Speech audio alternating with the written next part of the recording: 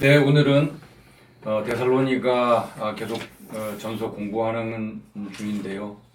지난 시간에 이어서 데살로니가 전서 4장 1절부터 시작하겠습니다.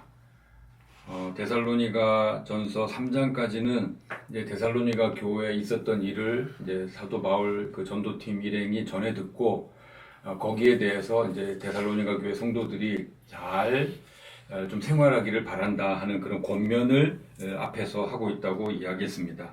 이제 그 내용이 이제 이런 거죠. 그 위에 너희가 이런 게 있으니까 그 잘 해야 되는데 바로 이 3장 마지막 부분에서는 우리는 이런 걸 가지고 너희를 위해서 기도한다 하는 겁니다. 너희를 다시 만나고 그리고 우리의 사랑이 깊어지고 너희가 견고해지고 너희가 성결해진다. 특히 여기 이 거룩함이라는 것에 대해서 이 단어에 좀 주목해 주시기 바랍니다.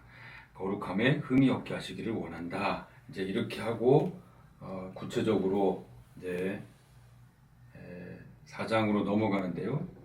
자, 그러므로 형제들아, 지금 우리가 이제 이런 기도를 하고 있습니다.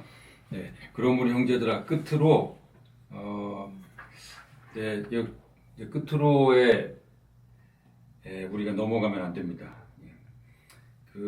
왜냐하면 지금 끝으로 하고도 두 장이 더 이어지기 때문에 우리는 보통 끝으로 그러면 금방 짧게 끊어질 것처럼 생각하는데 전혀 그렇지 않고요. 옛날 교장 선생님 훈화 말씀처럼 끝으로 마지막으로 뭐 그런데 한참 이어지는 그런 식. 여기도 성경에도 간혹 이제 그런 표현들이 나오면 끝으로 주 예수 안에서 너희에게 구하고 권면하노니 너희가 마땅히 어떻게 행하며 하나님을 기쁘시게 할 수 있는지를 우리에게 배웠으니 너희가 행하는 바라 더욱 많이 힘쓰라 그랬습니다. 자, 여기 이 사람들이 권면한다 그랬습니다. 권면. 너희에게 구하고 권면한다. 그러니까 이 부분에 대해서 더욱 많이 힘쓰라 그랬는데 뭘 권면하냐면 이미 너희는 우리에게서 배우지 않았는가.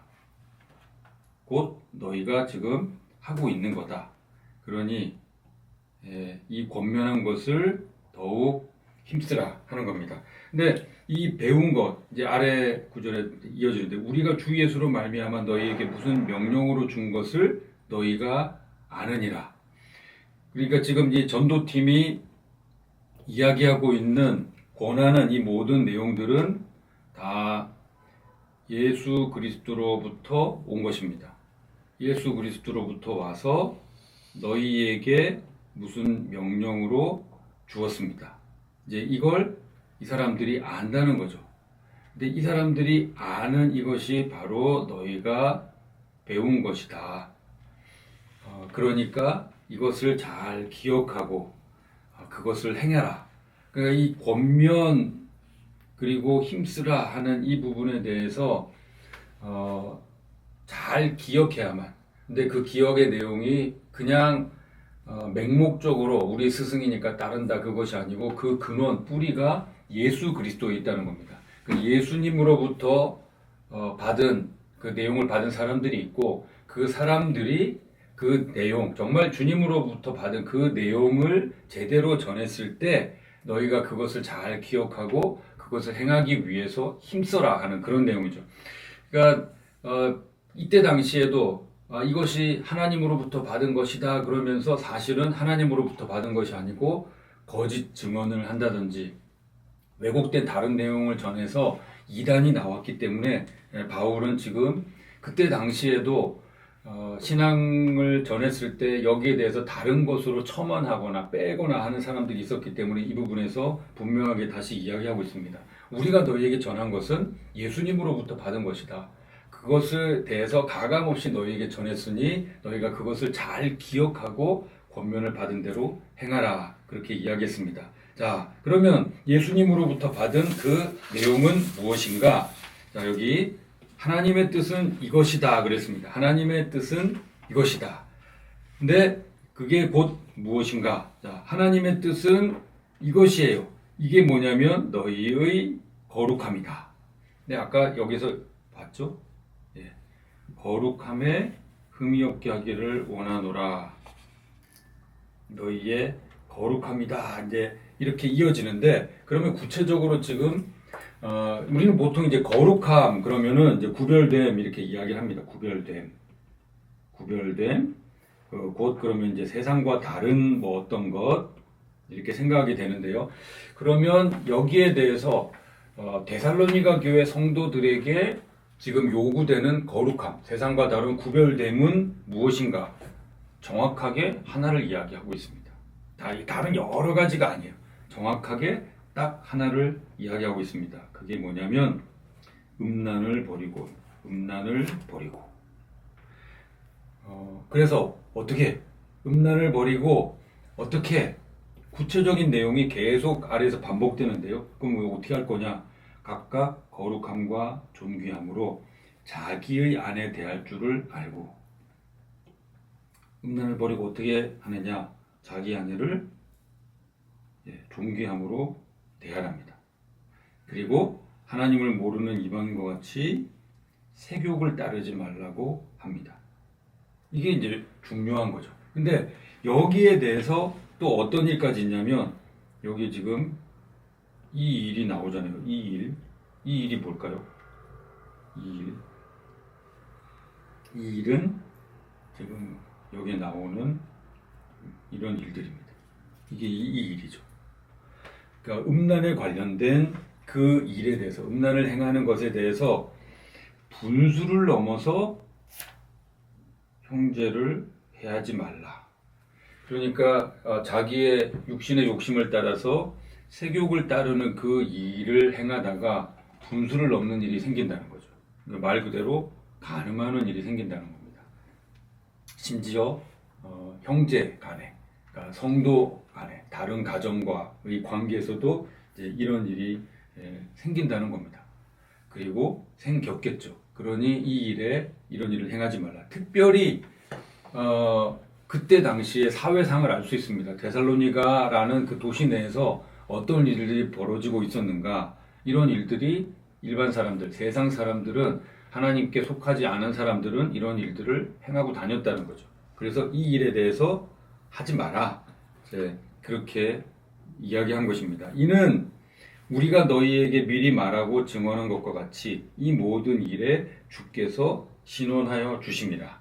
자, 이게 여기 보면 이 신원이라는 건 오랜만에 이 개역개정에서 이 단어를 썼습니다. 구약 같은 경우는 이 단어를, 예전에는 이 단어가 그대로 쓰여졌는데 이 단어가 어려워서 구약 같은 경우는 거의 보복으로 다 바꿨습니다. 보복해 주신다는 겁니다. 원수를 갚아 주신다. 그러면 이 일에 대해서 뭐냐? 그런 일을 당한 성도가 있다는 거죠.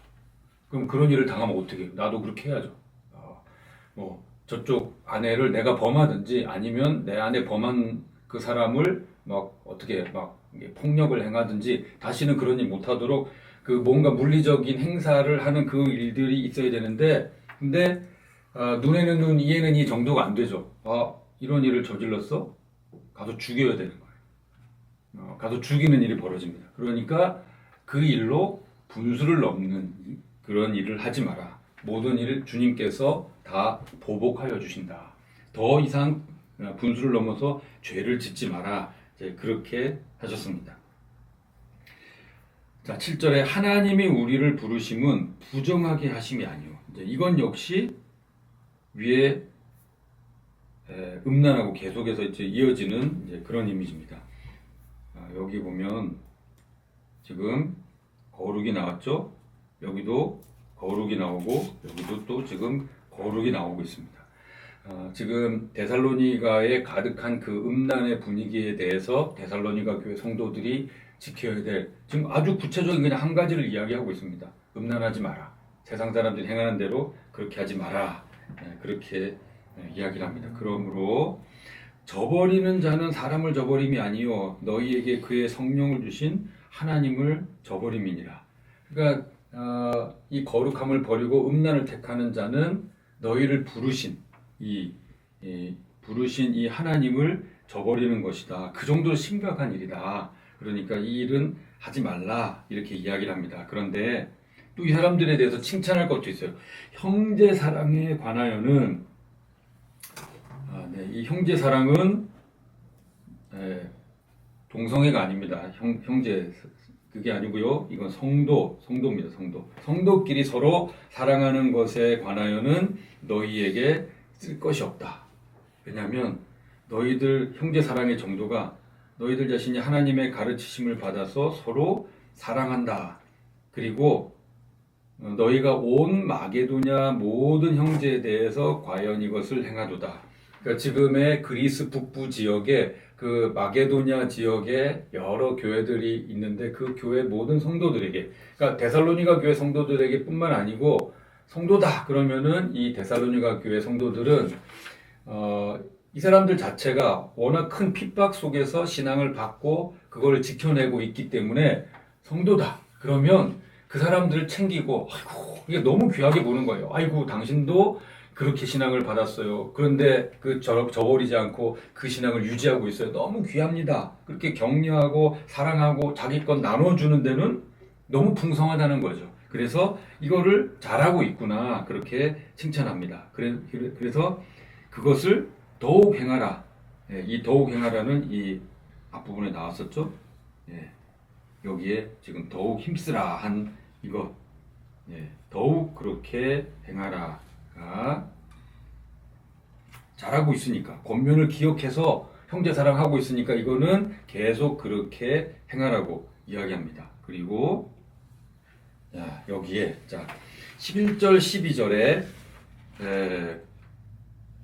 이 이제 또 음란과는 다른 내용을 이야기하고 있습니다. 또 너희에게 명한 것 같이 조용히 자기 일을 하고 너희 손으로 일하기를 힘쓰라. 이는 외인에 대하여 단정히 행하고 또한 아무 궁핍함이 없게 하려 함이라. 여기 있는 단어들로서 알 수 있는 것 중에 하나는 데살로니가 교회 성도들이 겪는 어려움 중에 하나가 뭐였냐면 외부의 핍박이 있습니다. 그 중에 또 하나가 뭐냐면 바로 궁핍함이었습니다. 그들의 궁핍함. 궁핍함이 있었어요. 궁핍함이 있었는데 이게 왜 궁핍함이 있느냐 그 이유를 바울이 알고 있습니다. 그래서 바울이 권면합니다. 뭐라고 권면하냐면 일을 해라. 조용히 자기 일을 해라. 너희 손으로 일하기를 힘쓰라 하고 이야기한 겁니다. 왜 이런 권면을 하느냐? 그때 당시에 데살로니가 교회는 핍박이 심했어요. 핍박이 심하면 무슨 신앙이 많이 올라오냐면 임박한 재림 신앙이 이제 올라옵니다. 그러면 우리도 이제 그런 거 겪었죠. 그때 2000년 오기 전에 1999년 말에 한국에서도 한국 교회에서도 엄청난 그런 홍역을 치렀습니다. 99년 말일에 예수님 오신다고 하죠. 그러면 사람들이 어떻게 하느냐? 일 안 합니다. 퇴직하고 갑자기 기도원에 다 가고 재산 처분하고 그러고는 기도하고 성경 보고 말씀 듣고 집회하면서 예수님 맞이하겠다는 그런 생각에 들어가게 됩니다. 그런데 예수님 빨리 안 오세요. 그런데 그 시간이 길어지면 당연히 생계 대책이 없으니까 가난에 빠질 수밖에 없죠. 그래서 그 궁핍함이 데살로니가 사람들에게 알려진 거예요. 쉽게 얘기하면 저것들 일 안 하고 맨날 예수님 나사렛 예수 다시 온다 그러더니 저렇게 정말 가난하게 저렇게 사는구나. 왜 일을 안 하고 왜 저러지? 이렇게 부덕함으로 드러나는 일들이 생긴 겁니다. 그러니까 바울은 조용히 자기 일을 해라. 여기에 일이라는 단어 썼죠. 자기 일을 해라. 자기 일을 하라. 그리고 다시 반복합니다. 너희 손으로 일하기를 힘쓰라. 그러니까 이제 제가 성경 공부하면서 여러 번 말씀드렸습니다. 성경은 부사가 히브리어 헬러 부사가 없기 때문에 같은 단어가 반복되면 이건 아주 정말 강조한다 하는 그런 표현입니다. 그래서 조용히 자기 일을 하고 너희 손으로 제발 일하기를 좀 힘써라. 일 좀 해라 이 사람들아. 지금 그냥 멍청하게 가만히 앉아가지고 있다가 그냥 예수님 올 때까지 예수님 곧 오시니까 이런 엉뚱한 소리 하지 말고 예수님 오시기 직전까지 열심히 일해라. 왜? 밑에 이유가 있습니다. 이는 외인에 대하여 단정히 행하고. 그러니까 지금 교회 다니지 않는 사람들, 이 신앙 없는 사람들에게 그들에게 어떻게 이 기독교인은 알려졌느냐? 야, 저 사람들은 곧 누가 온다 그래가지고 세상 망한다 그래서 일 안 하는 사람들이야. 그렇게 알려져 있기 때문입니다. 그래, 근데 누군가는 일하고 있겠죠. 어떤 성도들 열심히 일하고 있는데 그 성도들이 이제 일 안 하는 다른 성도들 먹을 것까지도 챙기고, 그러니까 전부가 다 가난해지는 그런 악순환이 반복되고 있었으니까, 각자 가서 자기 일 열심히 하라고. 다시 자기 직장으로 돌아가고 자기 생업 열심히 해라. 그리고 일을 하지 않아서 궁핍함에 빠지는 그런 일은 제발 없도록 하고 그런 소문이 나지 않도록 해라. 지금 그렇게 권면을 했던 것입니다. 그러니까 이게 이제 극단적인 종말론이 나오면, 그러니까 재림 신앙은 좋은데 재림 신앙 중에 참 경계할 것이 극단적인 종말론이 나오면 이런 폐해가 벌어집니다. 이게 참 어려운 일인데요. 그러면 그 극단적인 종말론에 빠진 그들을 보고 세상은 예수 믿는 것들은 다 저런 식이야라고 세상에 대해서 정말 덥스럽지 못하게 사는 그 모습을 지적할 수밖에 없습니다. 우리가 지금도 이렇게 해야 되죠. 그래서 그 예수님이 마태복음 24장 같은 데 보면 예수님이 오실 때 어떤 일이 벌어지느냐 이야기하고 있는데요. 내가 올 거니까 니네는 모든 일을 다 접어놓고 나오기를 광장에 모여서 기도하면서 기다려라라고 하신 적이 단 한 번도 없습니다. 거기에 보면 무슨 예를 들냐면 누구는 밭에서 있는데 누구는 데려감을 당하고 누구는 또 뭐 매를 갈고 있음에 그런 식입니다. 그러니까 평소 자기가 하는 그 생업을 열심히 해라. 그러면 그 있는 그 자리에서 내가 빠짐없이 다 챙겨갈 거다. 다 불러 올릴 거다. 예수님이 그렇게 말씀하셨으니까 만약에 예수님이 내일 오신다고 막 그냥 광고를 심하게 하는 일이 있더라도 그러면은 오늘 내일 오시니까 오늘 출근 안 해야지 하지 마시고 일하시라는 겁니다. 우리가 할 일은 내일 정말 지구의 종말이 있을지라도 우리는 오늘의 할 일을 꾸준히 하는 것이 그리스도인의 덕이다 하고 성경이 이야기하고 있습니다. 자, 4장 13절 이하에서는 이제 우리가 정말 궁금해하는 바죠. 이제 구체적인 재림에 대한 이야기가 나옵니다. 형제들아, 성도들아, 자는 자들에 관하여는, 여기에 자는 자는 죽은 성도를 가리킵니다. 죽은 성도를 가리킵니다. 너희가 알지 못함을 원하지 아니하노니, 이중 부정으로 강한 긍정이죠. 이중 부정은 강한 긍정입니다. 그러니까 이건 꼭 알아야 돼. 꼭 알아야 돼. 예수님의 재림에 대해서 먼저 죽은 자들에 대해서 꼭 알아야 돼. 왜냐하면 이런 이유 때문에, 이 이유 때문에 막연하게 이제는 다시는 못 봐 이렇게 슬퍼하지 않게 하기 위해서 우리는 이 부분에 대해서 꼭 알아야 된다. 또 이 부분에 대해서 이미 예수님께서 해주신 것으로 이들이 받고 있다는 거죠. 자, 그 내용이 뭐냐면 우리가 예수께서 죽으셨다가 다시 살아나심을 믿을진데, 예수님의 부활을 믿습니다. 그렇다면 이거 반드시 믿어라 그러고 이야기합니다. 그 내용이 이거예요. 예수 안에서 자는 자들도 하나님이 그와 함께 데리고 오시리라. 자, 여기에 아주 중요한 내용이 있습니다. 자, 죽은 사람들 어디 갈까요? 자, 예수님 믿고 죽은 사람들 어디 갈까요? 네, 어디 가기는 가야죠. 그러면은 어디 다른 데서 이야기하는 것처럼 천국이 있고 이제 지옥이 있는데, 그래도 예수님을 믿었는데 좀 어정쩡하게 믿었어요.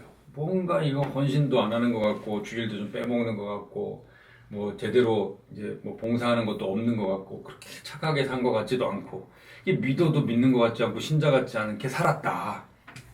그럼 이 사람들은 어디 가느냐? 그러면 천국도 아니고 지옥도 아닌 연옥이라는 어정쩡한 데 가서 있는 것처럼 우리가 생각하기가 쉽습니다. 왜냐하면 그게 우리 인간의 정서니까요. 그러나 성경은 이렇게 말합니다. 예수님의 한편 강도, 오른편인지 왼편인지 모릅니다. 성경에 나와 있지 않아요. 한편 강도가 주님 저를 기억해 주십시오 그랬을 때 예수님 뭐라고 말씀하셨죠? 너는 강도니까 험한 짓 하고 살았으니까 연옥 가서 한 2000년 있다가 오거라. 믿기는 믿는데 그거는 봐준다. 대신 지옥 안 가고 연옥 가서 한 2000년 있다 와라 하지 않으셨어요. 뭐라고 하셨죠? 예, 오늘 내가 나와 함께 낙원에 나와 함께 있을 거다 그랬습니다. 예수님이 연옥 가 계실 일은 없잖아요. 예, 예수님이 그 사람도 저를 기억해 주십시오 하고 주의 이름을 부르는 자는 구약 말씀의 예언대로 약속대로 누구든지 주의 이름을 부르는 자는 구원을 얻으리라. 천국에 있습니다. 그래서 모든 죽은 성도는 다 하나님이 계신 그곳, 예수님이 계신 그곳에 있어요. 그래서 그와 함께 데리고 오시리라. 하나님이 그와 함께 데리고 오시리라. 같이 온다는 겁니다. 같이 와요. 같이 옵니다. 근데 또 여기서 여기 보면 이 그가 누구죠? 하나님이 그와 함께. 이 그가 누구예요? 예수 안에서 자는 자들도 하나님이 그와 함께 데리고 오시리라.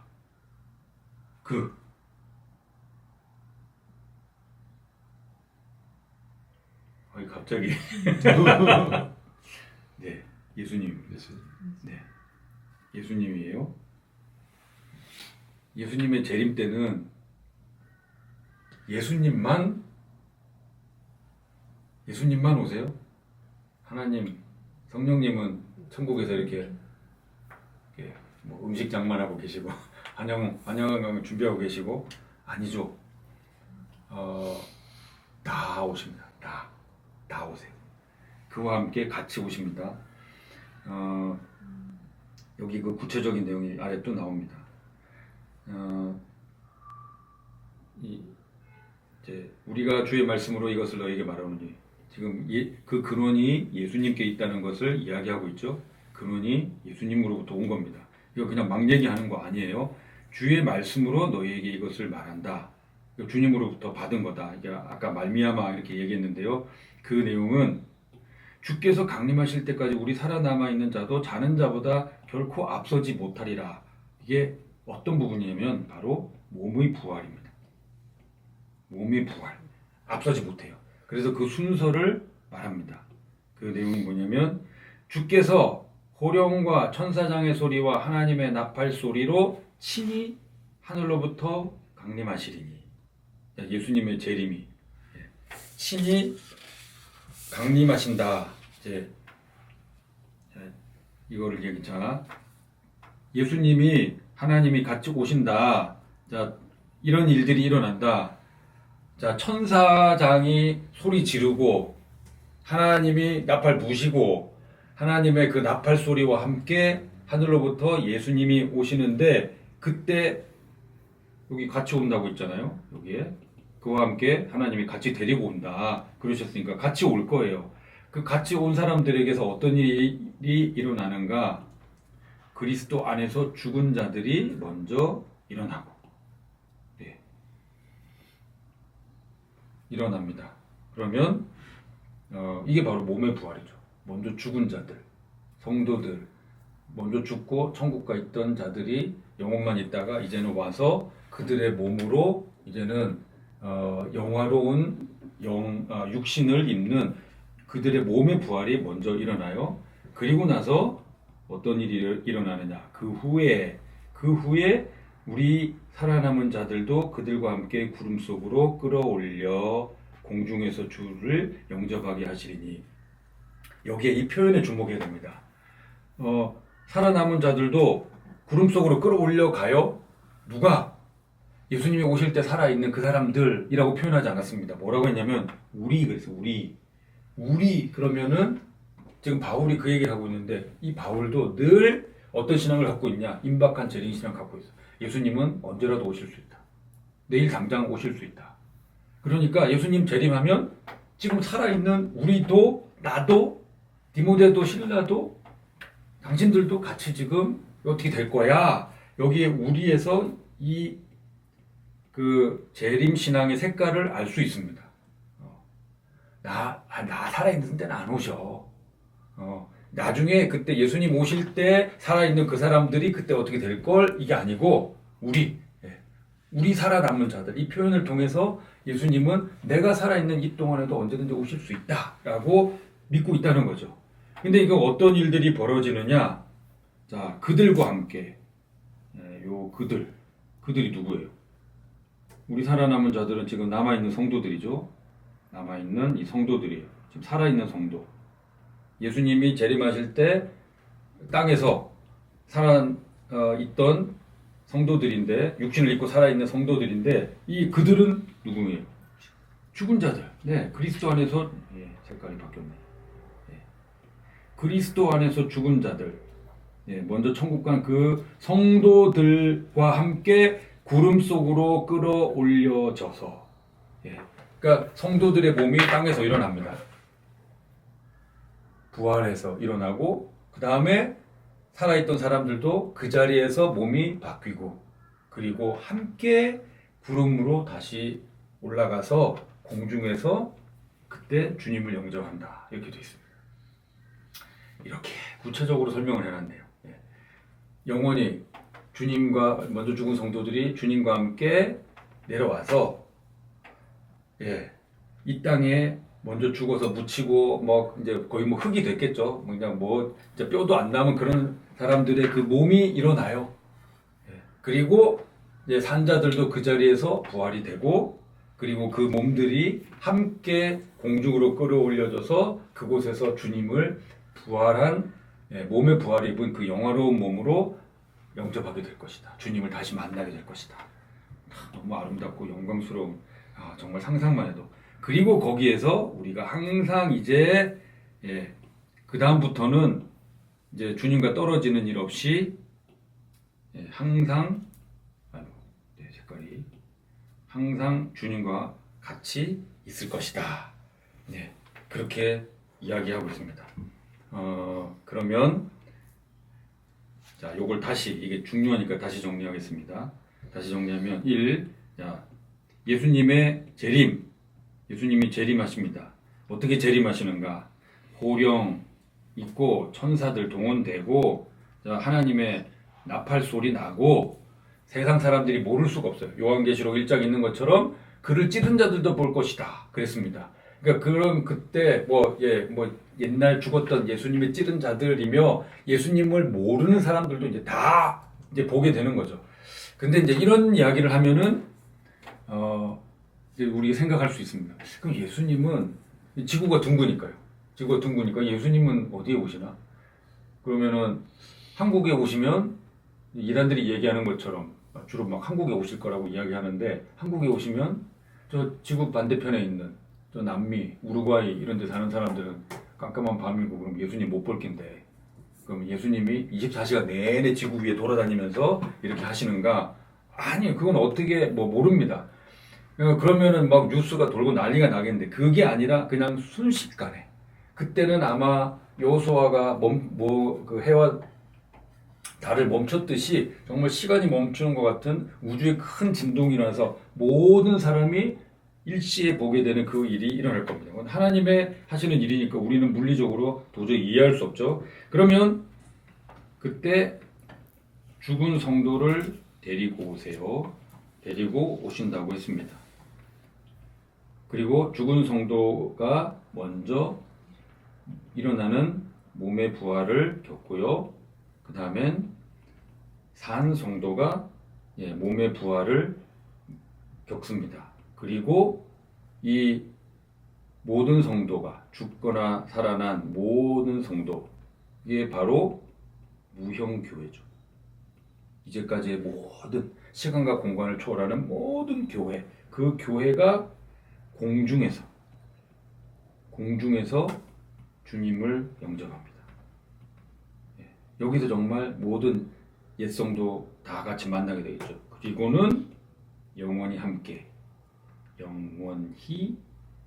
주님과 함께하는 일들이 일어난다라고 이렇게 너무도 구체적이고 명백하게 기록돼서 딴소리 못하게 해놨습니다.